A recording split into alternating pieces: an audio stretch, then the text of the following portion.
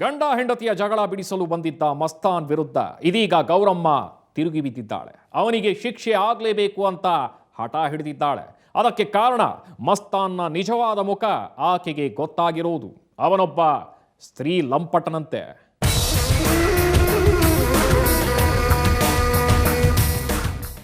6 ವರ್ಷಗಳ ಕಾಲ ಗಂಡನಿಂದ ದೂರವಿದ್ದ ಗೌರಮ್ಮ ಈಗ ಅಚಾನಕ್ಕಾಗಿ ಗಂಡನನ್ನ ಹುಡುಕೊಂಡು ಬಂದಿದ್ಲು. ನಾನು ಮೋಸ ಹೋದೆ ಅಂತ ಗಂಡನ ಕಾಲು ಹಿಡಿದಿದ್ದಾಳೆ. 6 ವರ್ಷಗಳವರೆಗೂ ನೆನಪಿಗೆ ಬಾರದ ಗಂಡನ ಜೊತೆ ಬಾಳಬೇಕು ಅನ್ನುವ ಆಸೆ ಈಗ ಗೌರಮ್ಮಳಿಗೆ ಬಂದಿದೆ. ಅದಕ್ಕೆ ಕಾರಣ ಏನು? ನಮ್ಮ ಮನೆಯವ್ರ ತೆಗಿದವನು ಅದೇ ಥರ 1-2 ವರ್ಷ ಆಯಿತು. ನಮ್ಮ ಮನೆಯವರಿಗೆಲ್ಲ ಹಿಂಗೆ ಆದಮೇಲೆ ಬೇರೆ ಬಂದು 5 ವರ್ಷ ಆಯ್ತು. ಈಗ ಹೋಗಿ ನೀನು ಯಾರು ಗೊತ್ತಿಲ್ಲ ನನಗೆ ಹಂಗೆ ಹಿಂಗೆ ಅಂತ ಕೆಟ್ಟದಾಗೆಲ್ಲ ಬೈತಾನ ಸರ್. ಮತ್ತೆ ಬೇರೆ ಕಡೆ ಹಲವಾರು ಕಡೆ ಎಲ್ಲ ಬೇರೆ ಸಂಬಂಧ ಇದೆ.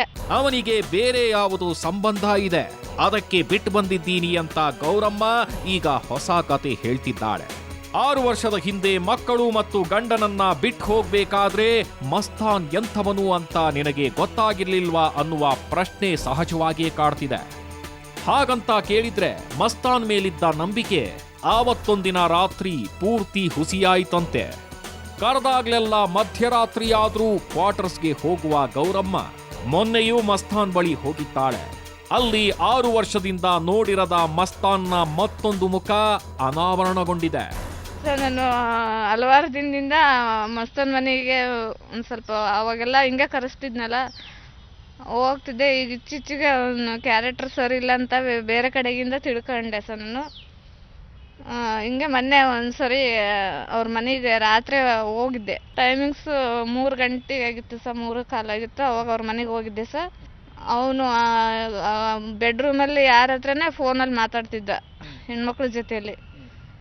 ಒಂದು ಅರ್ಧ ಗಂಟೆ 3/4 ಗಂಟೆ ನಿಂತ್ಕೊಂಡು ಕೇಳಿದೆ ಸರ್ ಅವ್ನು ಫೋನ್ನಲ್ಲಿ ಮಾತಾಡೋದು. ಇವನು ಯಾರ ಹತ್ರ ಅವ್ರ ವಾಯ್ಸು ಕೇಳೋದು ಸರ್, ಹೆಣ್ಮಕ್ಳ ವಾಯ್ಸು ಕೇಳೋದು, ಅವನ ವಾಯ್ಸು ಕೇಳೋದು, ಫೋನಲ್ಲಿ ಮಾತಾಡೋದು. ಇವನು ಯಾರ ಹತ್ರ ಹೆಣ್ಮಕ್ಳ ಹತ್ರ ಮಾತಾಡ್ತಾನ ಅಂತ ಕದ ಬಡ್ದೆ ಸರ್. ಕದ ತೆಗ್ದ. ಒಳಗೆ ಹೋದೆ. ಒಳಗೆ ಹೋಗಿ ಯಾರ ಹತ್ರ ಮಾತಾಡ್ತಿದ್ದೆ ಅಂತ ಕೇಳಿದೆ. ಒಂದ್ಕೊಂದು ಹಿಂಗೆ ಜಗಳ ಆಯ್ತು ಸರ್. ಜಗಳ ಪೂರ್ತಿ ಜಗಳನೇ ಮಾಡ್ತಾ ಇದ್ವಿ. 3:30-4 ಗಂಟೆಯಿಂದ 6:30 ತನಕ ಜಗಳ ಮಾಡ್ತಿದ್ವಿ. ಜಗಳ ಮಾಡ್ಕೊಂತ ಅವನು 2 ಮೊಬೈಲ್ ಇದ್ವು ಸರ್, ಸ್ಕ್ರೀನ್ ಟಚ್ ಮೊಬೈಲ್ಗಳು 2 ಇದ್ವು. ಒಂದು ಫೋನ್ ಅವ್ರ ಹತ್ರ ಮಾತಾಡೋ ಫೋನ್ ಸ್ವಿಚ್ ಆಫ್ ಮಾಡಿ ಎಲ್ಲೇ ಬಚ್ಚಿ ಒಂದು ಹತ್ರ ಇಟ್ಟಿದ್ದ. ಅದು ನಾನು ಹಿಂಗೆ ಸುಮ್ಮನೆ ಜಗಳ ಆಡ್ಕೊಂತ ಈ ಕಡೆ ನೋಡಿದೆ ಸರ್, ಅಲ್ಲಿ ಫೋನ್ ಇತ್ತು.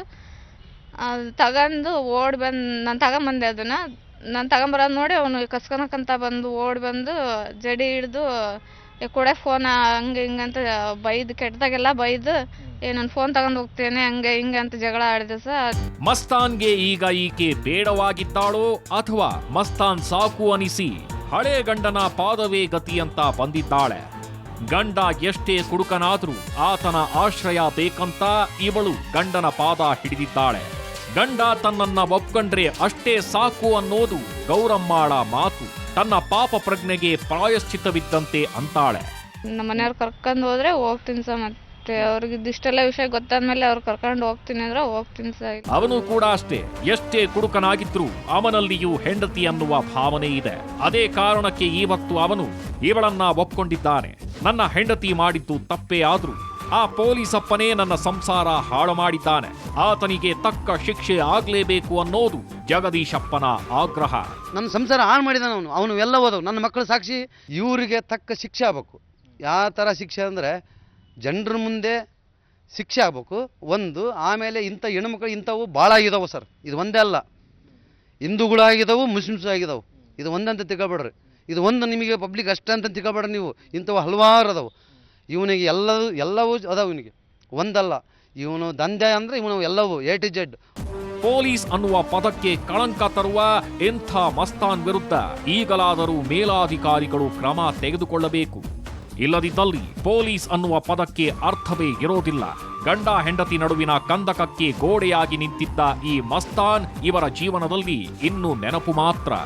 ಈಗಲಾದರೂ ಗಂಡ ಮತ್ತು ಮಕ್ಕಳ ಮುಖ ನೋಡಿಕೊಂಡು ಈ ಗೌರಮ್ಮ ಮರ್ಯಾದಸ್ಥ ಹೆಣ್ಣು ಮಗಳಾಗಿ ಜೀವನ ನಡೆಸ್ತಾಳಾ ಅನ್ನೋದು ಮುಂದಿರುವ ಪ್ರಶ್ನೆ.